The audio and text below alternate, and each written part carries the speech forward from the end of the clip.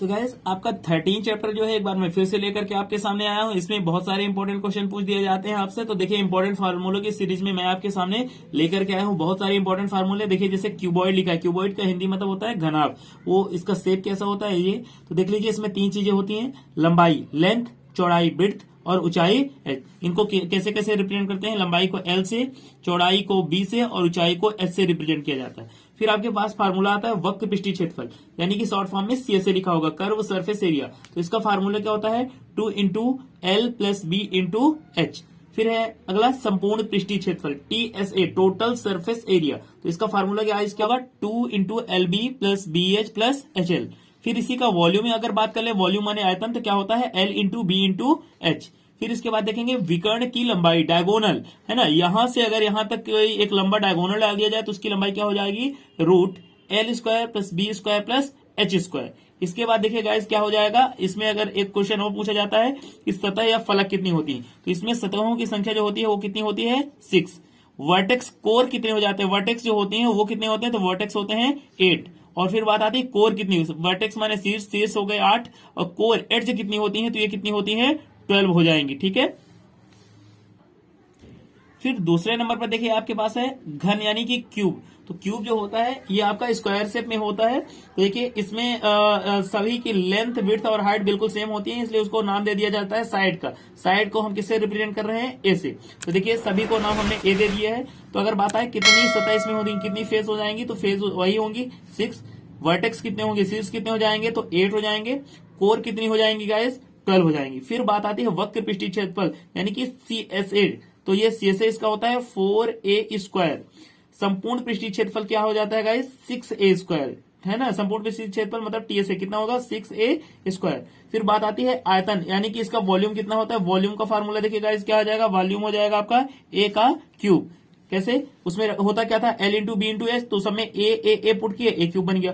फिर विकर्ण की लंबाई, तो विकर्ण की लंबाई होती है ए रूट 3, मतलब साइड इंटू रूट 3।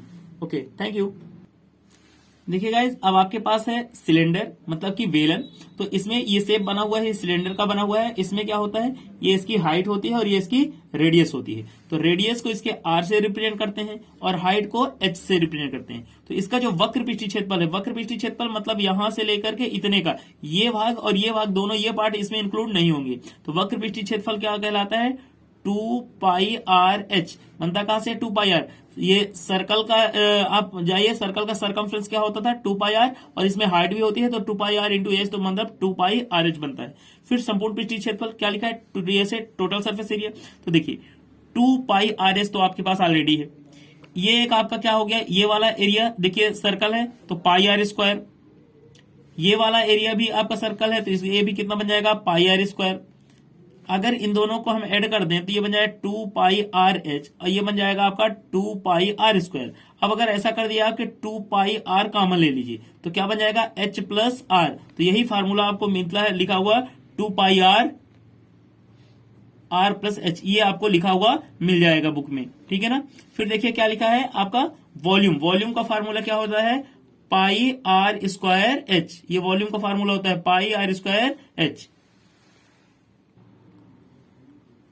देखिए अब आपके सामने आता है शंक यानी कि कोन। तो ये शेप आप देख लीजिए, जैसे आपकी बर्थडे वाली टोपी या आइसक्रीम का जो कोन होता है बिल्कुल इसी तरह से होता है। इसमें 3 चीजें होती है, रेडियस होती है, हाइट मतलब ऊंचाई होगी, और तिर्यक ऊंचाई मतलब स्लेंट हाइट एल होगा।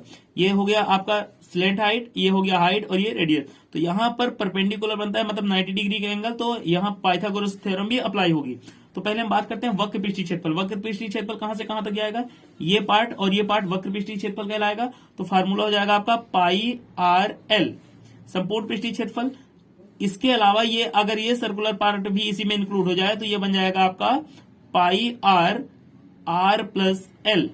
फिर इसके बाद बात आती है आयतन।